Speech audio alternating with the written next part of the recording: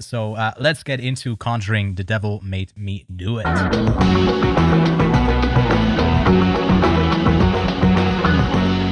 right, to start things off, what was just your overall thoughts? I guess we'll start off with you, Rory, as we're already kind of getting into the third one again. I don't it was kind of like what Lachlan said before. The second one, was very slow, and then the third was just like bam. Mm-hmm. Which I didn't mind because, to be honest, I was running late and I had to finish it before this podcast, so I was kind of happy that it was over pretty quick. Mm-hmm. Also, I was getting fatigued with it because like doors slamming and stuff wasn't doing anything.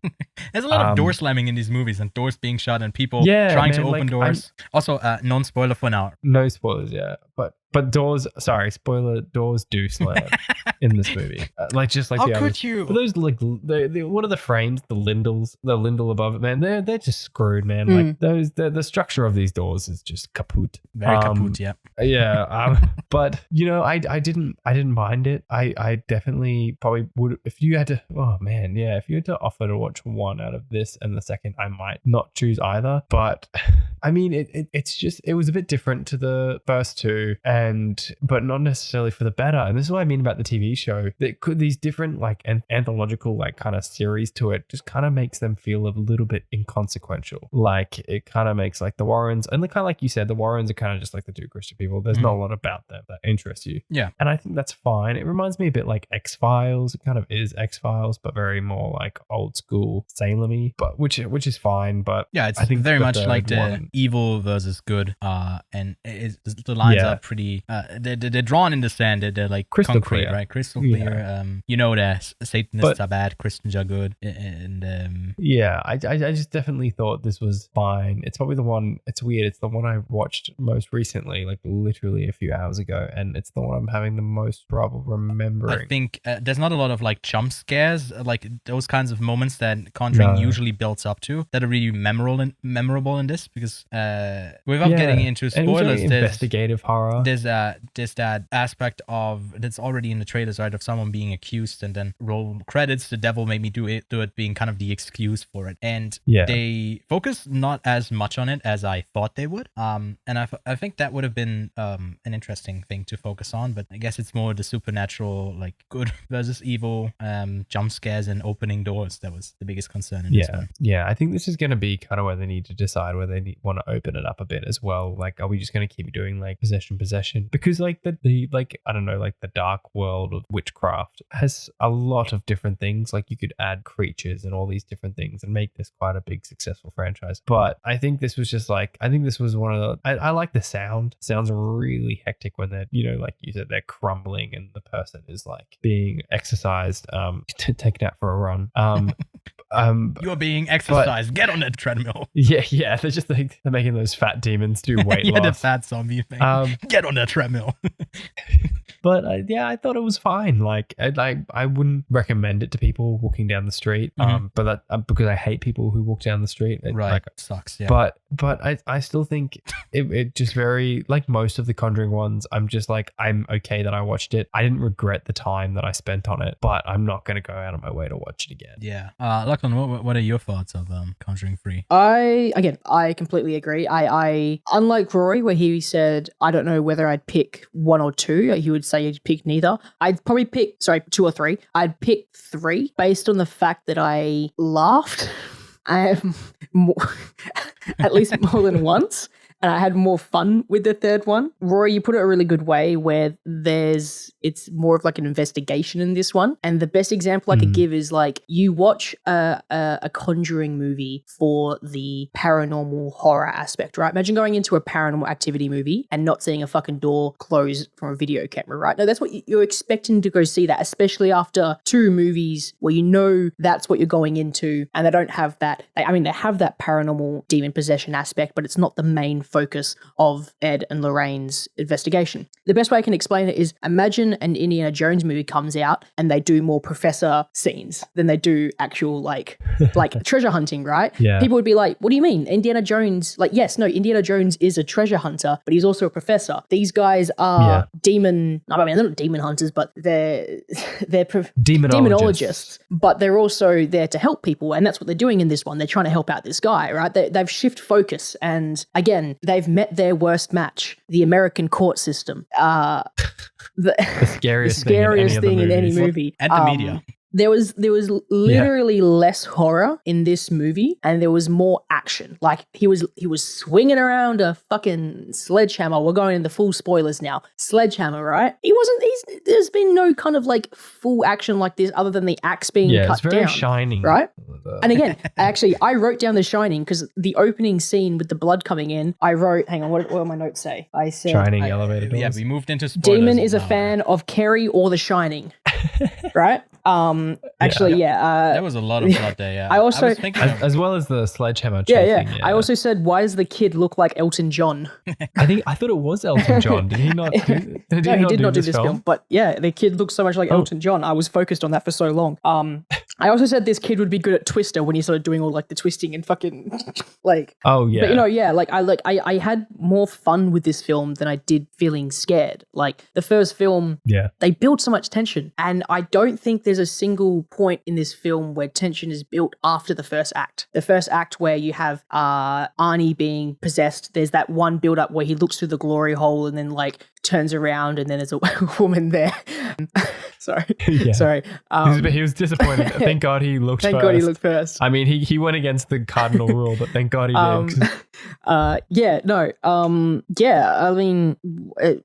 That's my overall thoughts of the film as a summary. But you know what? Kind of what you did there, that sums it up. That's a good point, actually. Yeah. That's kind of how it is. Someone's like, is it alright? Is it good? I'm like,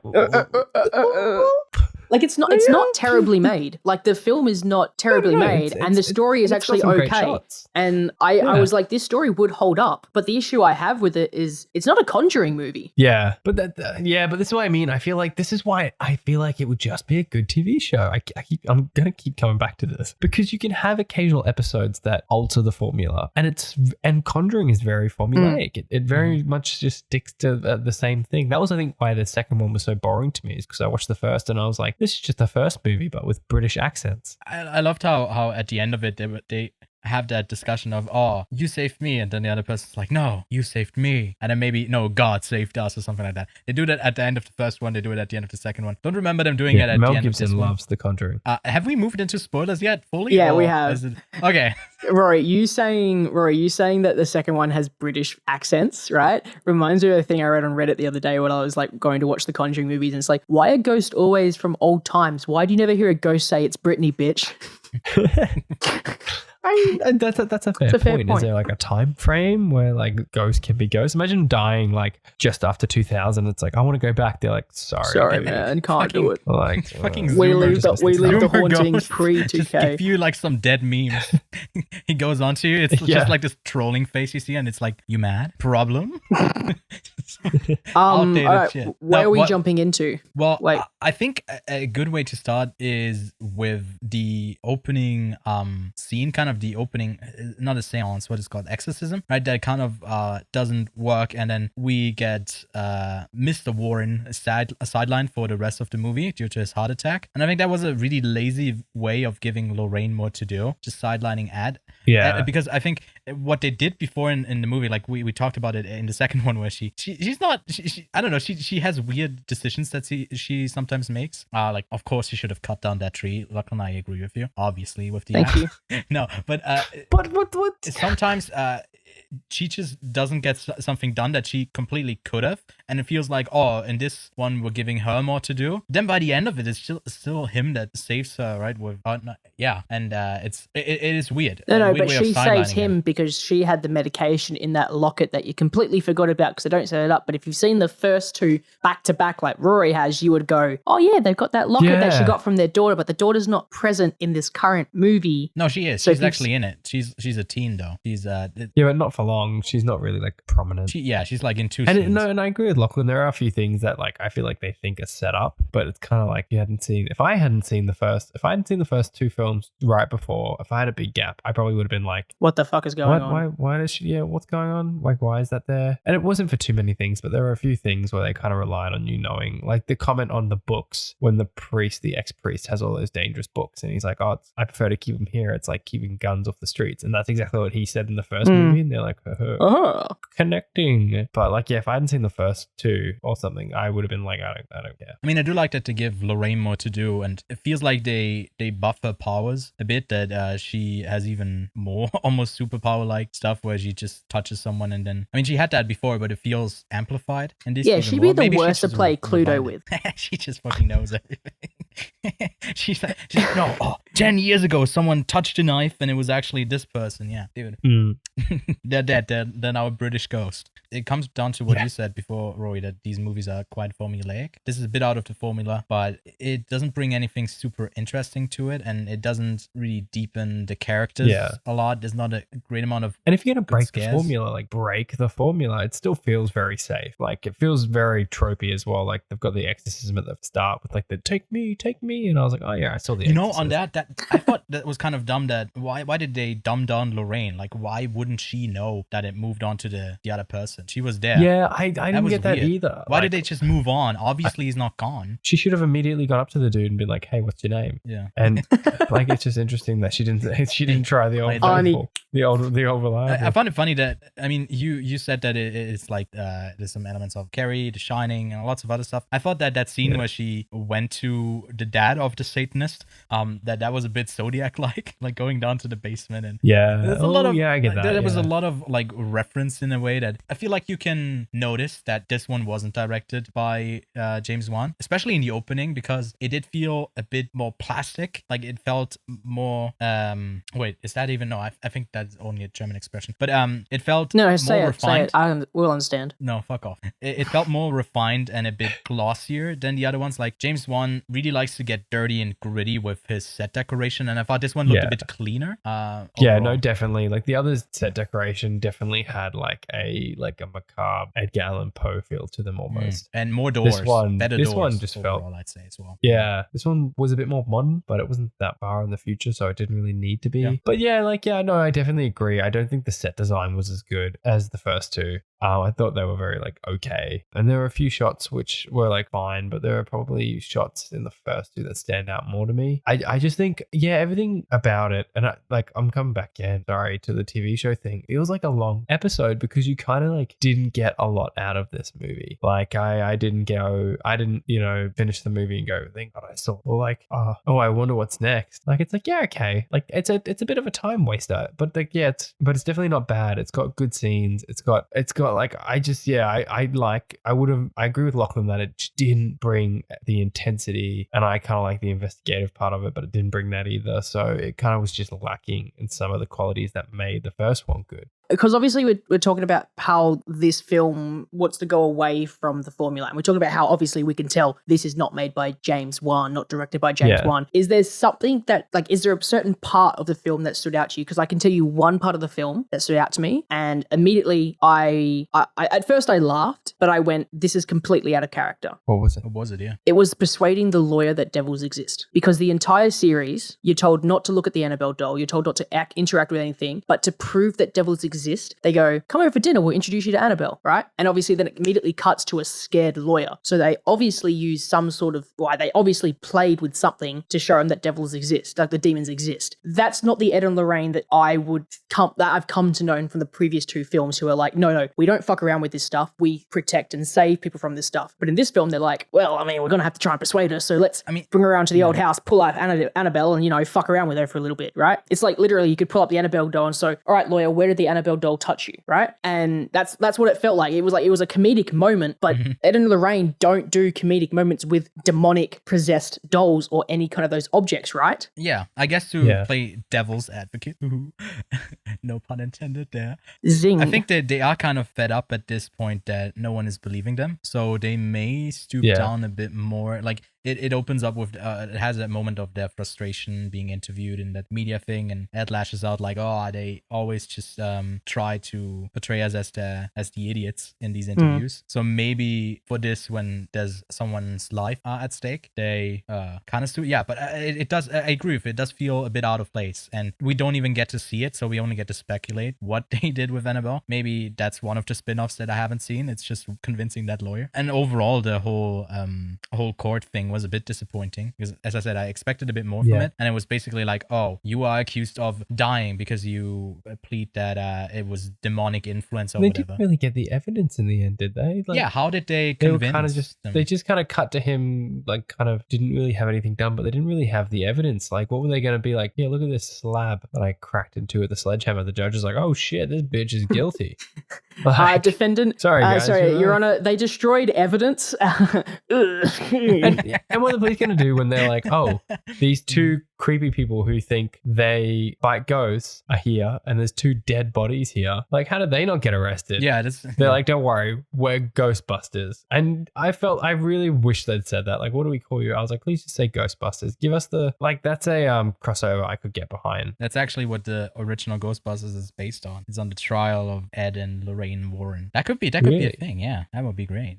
God damn. Do you guys want to hear my summary of this movie? Yeah, I wrote one down when I finished the movie. So I copied the text from the start of the movie and then ended the last part that said this is based on a true story. Ready? So the exorcism of 8-year-old David Glatzel was meant to end the months of torment, but for Arnie Johnson, it was just the beginning. The tragic events that followed made nationwide headlines that led Ed and Lorraine Warren to their most sinister discovery of their career. A demon that does not like the song Call Me by Blondie, leaving medications at home, a small boy who looks like Elton John, an older woman who looks like Wednesday Addams, and definitely an underpaid intern cameraman. That's the summary of the movie in its whole, because this cameraman that they've got working for them, does he get paid? Because I feel like he's just doing it out of the fucking fun of it, because he's gone through some hell and back. I think he gets uni credits, doesn't he? It's going to go so well towards my grade. Yeah, he's like 2 days from graduating, just gets chopped in half by a demon. 2 days from graduation. I want to crossover film with him and get all like the horror films to watch it, but it's literally just him surviving university. That's like a genuine scary film. You know what? Film. People dying in these films is not really a thing, right? That's another thing that I found a bit disappointing from a horror series, that it doesn't feel like there's a lot of stakes when no one really dies in these, apart from, I guess, the demons that move on or I guess get destroyed. Yeah. So yeah, that's a bit disappointing, I think. I guess in here someone got killed, but he got introduced and then he died in the most recent one. But it doesn't feel like main characters lose because they have the power of Christianity and anime on their side, so they just cannot be killed, you know? Yeah, no. But like I was thinking about that before as well, and I don't mind it. I think it's fine, kind of, that people aren't dying, because in everything else, everyone's dead but one person in the end. But I do agree that it definitely took away from the stakes. Give it up for Conjuring from balancing out people dying in horror films. No one dies, man. Like, these demons are useless. Like, the devil's probably just like embarrassed. He's like, oh my god, they picked Steven to go up there. He's gonna like fuck it up. He's not gonna kill anyone. Like, gonna trip on his own overly long testicles and then cry and come home after he gets banished. It's so annoying. I think it's funny how they always start off by like pulling people and doing the paranormal stuff. It's funny how they always like slowly ease into it. Like, oh yeah, we got a nice progression of things getting worse and worse. I just want to see a demon go apeshit right at the start, and just because they feel pretty comfortable in the houses. They chill, and that's always a bit weird. I think it's also because there's always kids, though. It's hard to kill kids and make it almost justifiable in any way. Maybe let's move on from that point. Like, but I feel like maybe if they do something next time with like a bunch of adults, or like even at like a camp or something like that, it might work. So you think there's going to be another one with Ed and Lorraine Warren? You think there's a Conjuring 4? I think so. I think they'll keep doing this if this one succeeds. Like, it's working for them. And then their daughter could take over. See, I think a fourth one would be great if it is like one of either Ed or Lorraine die, and then you get the kid to step in, and maybe something like that. That's a classical horror move. It would be pretty formulaic. I don't think they will. No, they won't. Because it's based on true events, so we got to go with the actual timeline. Yeah. Well, but I also feel like it's hard to put in genuine grief into a horror film, and if someone just dies, have you seen Ariasta films? Grieving. But the normal studio horror films aren't really packed like this and stuff like that. Like, if you put too much of them being sad, then you lose the tension immediately. But yeah, do we have any concluding thoughts for The Conjuring other than it's better off as a TV show? I do have a couple points that I don't think I made. Oh yeah. Hang on. Why the fuck don't I care? I guess we already know how they work. Okay, so that's my first 2 points. The Devil Made Me Do It sounds like a porn title. Demon makes Ghost would be good at Twister. Why hasn't the cameraman left yet? I guess the demon doesn't like Blondie, obviously. There's no shadow horror. It's all body horror. Fat men aren't scary. I want to ask the lawyer where they touched her. Yeah. Surely that man couldn't get any sleep with a dam right next to his house. I feel like the water, it's like in like those like mills that have like the little dam wheel. I feel like you get used to the crushing blows against the rocks and so on. You're probably going to the toilet though every 10 minutes just because constant sound of flowing water. Yeah. That's a downside. He still wets the bed. Yeah. That's his curse. He's gonna be. That's what all Satanists do. They bed wetters all the time. That's how you get them. Yeah. Get fucking Satanists Unlike us, to wet the bed. Like us cool demonologists. I damn you next to the damn you piss in the beds. I don't think I have really any other points here that are that interesting to bring up. Yeah. So it's hard to comment too much because the film's not that interesting to bring up. There's not that much to talk about, I guess, other than comparing it to the other two, which we've already done quite extensively. So I think we're gonna wrap it up here. So what's everyone's rating for The Conjuring, The Devil Made Me Do It? 10 out of 10. Psych, The Devil Made Me do that. I'm giving it a 5. Yeah, I agree with you there. I'll land there as well. Say the same. Hey, I love it. Universal. So that is a it's actually 15 Warner out of 30 for...